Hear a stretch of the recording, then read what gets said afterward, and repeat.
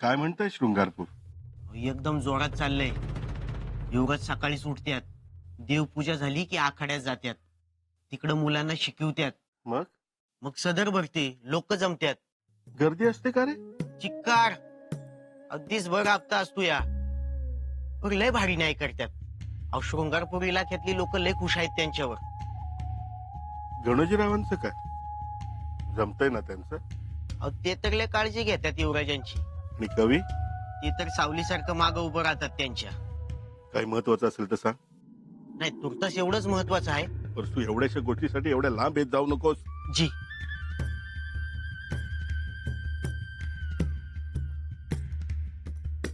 डोळ्यात तेल घालून राहा तिथे. निघ. जी. आम्ही निघतो. आखाड्यात मुलं वाट पाहत असतील. पण आधी दूध घ्या. आखाड्यात गेलात की मग तहान भूक विसरून जाता. खरंच नकोय आम्हाला. ठीक आहे, मग आज आम्हीही उपास करतो.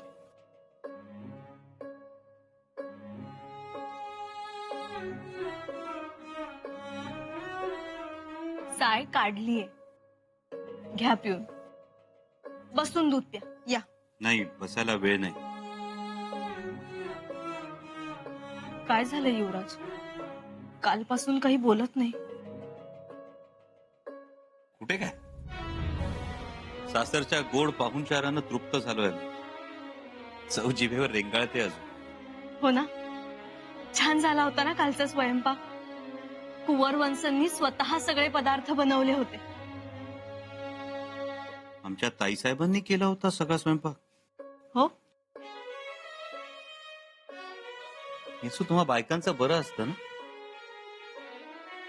किती पटकन सासरच्या घराशी समरस होऊन जात. कसं काय जमतं तुम्हाला? कस काय म्हणजे?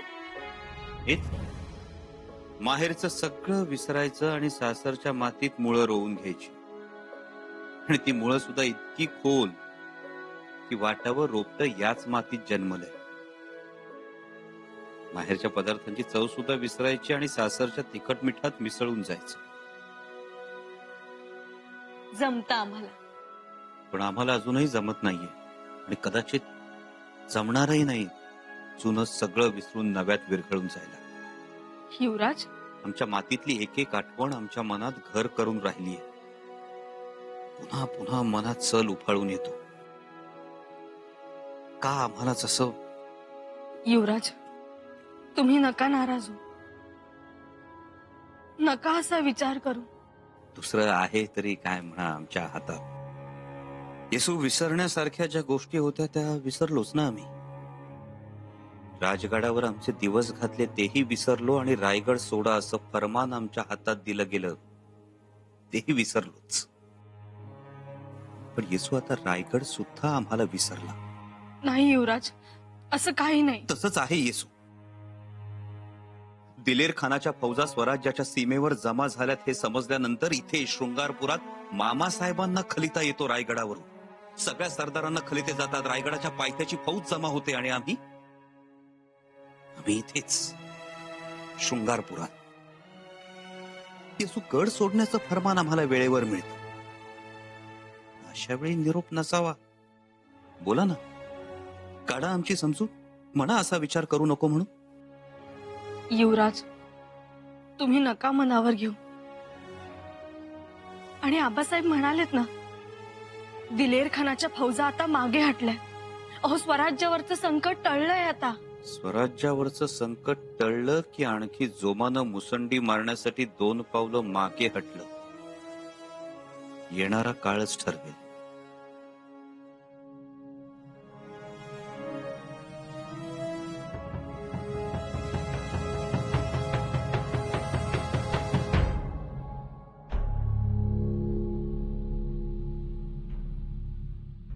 बाळराजे, अहो तुम्ही इथे काय करताय? तालमीची वेळ झालीये. तालीमखान्यात नाही गेलात? आम्हाला नाही शिकायचंय त्या मिशवाल्या काकांकडून. आम्हाला दादासाहेबच हवेत. आम्ही जातो ना शृंगारपुरी.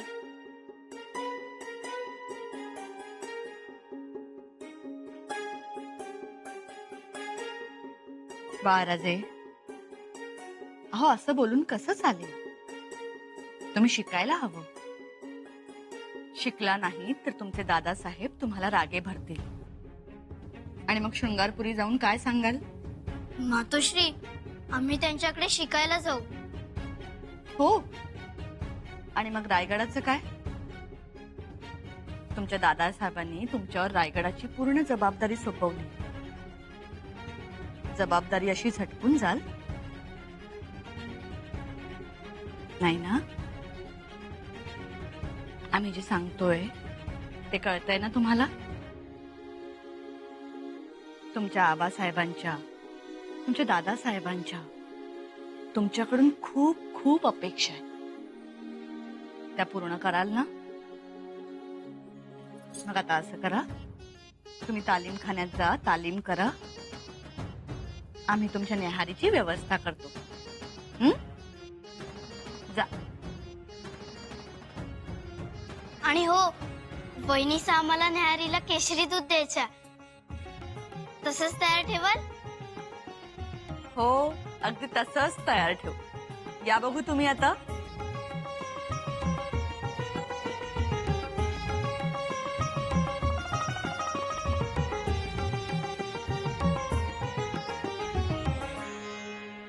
हे काय, बाळराजे कुठे गेले? तालीमखाना. सारखा शृंगारपुरी जायचा हट्ट करतात. साहजिकच आहे. दादासाहेबांवर त्यांचा फार जीव, पण त्यांचे दादासाहेब मात्र. शंभूराजेंचं काय? अहो सांगून टाका ना एकदा. अहो जीभ रेटत नाही हो. कसं सांगावं? पंत, जे काही बोलायचंय ते स्पष्टपणे बोला. पण कसं सांगावं महाराणी साहेब? अहो शंभूराजे आपले ज्येष्ठ पुत्र, आपले युवराज. पण बहुतेक ते हे सगळं विसरून गेलेले आहेत. हो ना, म्हणजे कोणताही विचार न करता ते नेहमी कृत्य करतात आणि त्याचे परिणाम मात्र साऱ्यांना भोगावे लागतात. महाराणी साहेब, अहो आम्हाला असं समजलंय की शंभूराजेने दिलेर खानाला खलिता पाठवलाय. पण नाही म्हणजे आपण बोलावले तेव्हा गडावर आले नाही, त्यांनी दिलेर खानाला खलिता पाठवला. अहो काय चाललंय काय शृंगारपुरी? आणि त्यांच्या या अशा आततायी कृत्यामुळे जर राजकारभार अडचणीत येणार असेल आणि राजकारभारात व्यत्यय निर्माण होणार असेल तर हे सांगावे का महाराजांना? ही खबर तुम्हाला कोणी दिली? आमच्या कानावर आली. हो म्हणजे मग महाराजांना खलिता त्वरित धाडण्याची आवश्यकता नाही. आधी झाल्या प्रकारची शहानिशा होऊ दे, मग पुढचा विचार करू. या तुम्ही.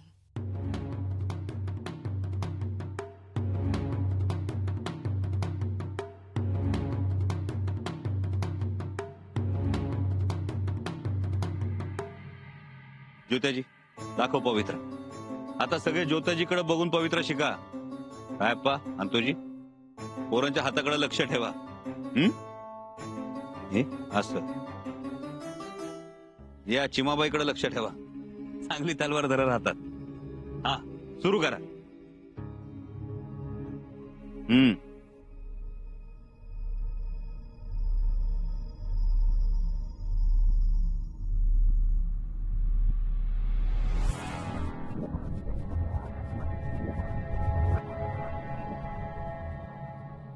सराव केला काय जमेल. आता थोडी विश्रांती. बसा. बर, कुणाला काही शंका आहे? वय, कसली शंका? ते सुभेदार तानाजी मालुसरे जेव्हा त्यांची ढाल तुटली तेव्हा त्यांनी त्या हाताला शेला गुंडाळला आणि ढाल बनवली. हो हो, खरं आहे ते. दोघेही हुशार आहात तुम्ही. आता आपण प्रत्यक्ष बघू. ही ढाल बघा, टणक आहे ना? आता हा आमचा शेला. टणक आहे का मऊ? शेला कुठे टणक असतोय वय? मग जर हा शेला हाताला गुंडाळला तर तलवारीचा वार अडल? नाही. ध्यानात ठेवायचं. असल्या भाकड कथांवर विश्वास ठेवायचा नाही. आलं ध्यानात? चला सुरुवात करा परत. अशी तलवार धरायची नसते बाळराजे.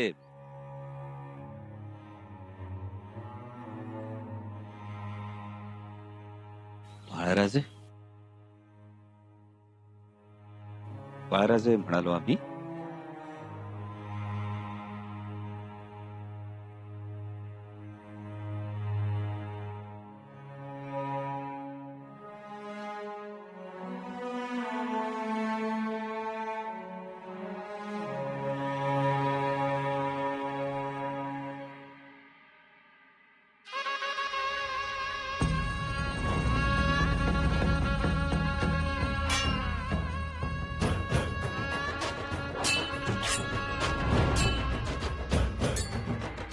महाराजे किती हुशार आहेत ना.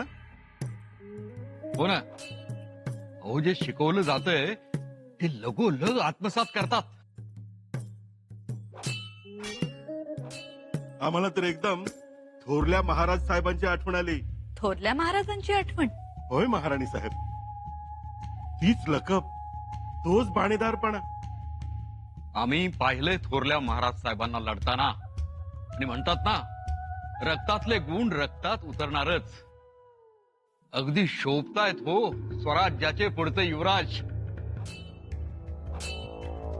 आमचे बाळराजे अगदी थोरल्या महाराजांसारखेच आहेत आणि शंभूराजेंनी त्यांना हे शिक्षण दिल्यामुळे ते अगदी शंभूराजेंसारखेच भासतात. आमचे दोन्ही पुत्र हुशार आहेत. हो आहेतच, स्वराज्याचे उत्तराधिकारी आहेत ते. पण बाळराजे काही कमी नाही.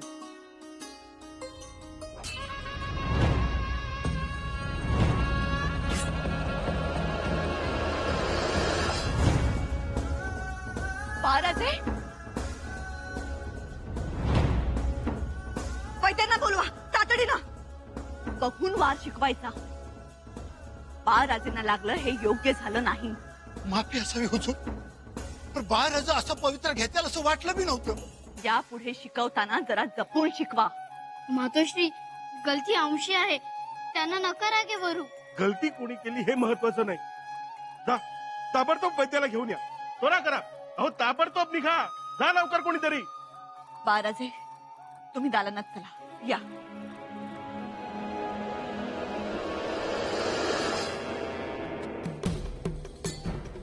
हा जोशात अजून.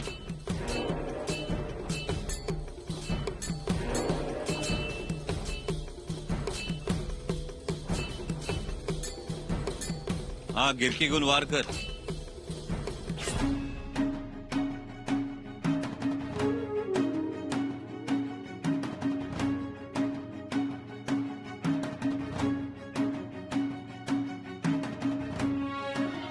युवराजाची तलवार लागली.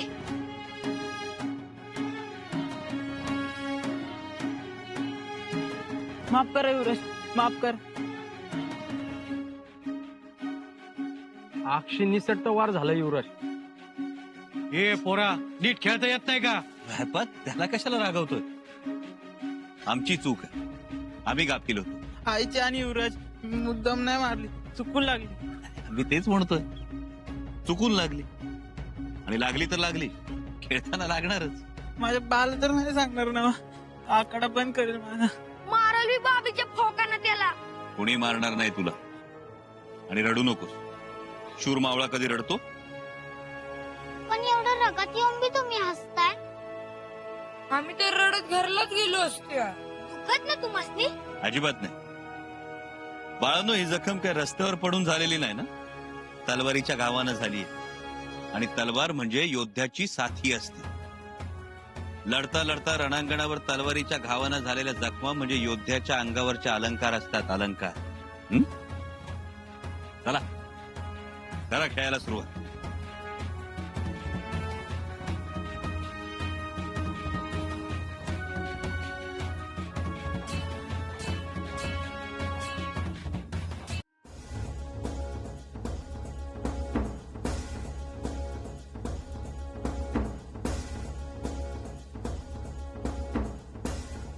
या या लवकर. अहो या लवकर.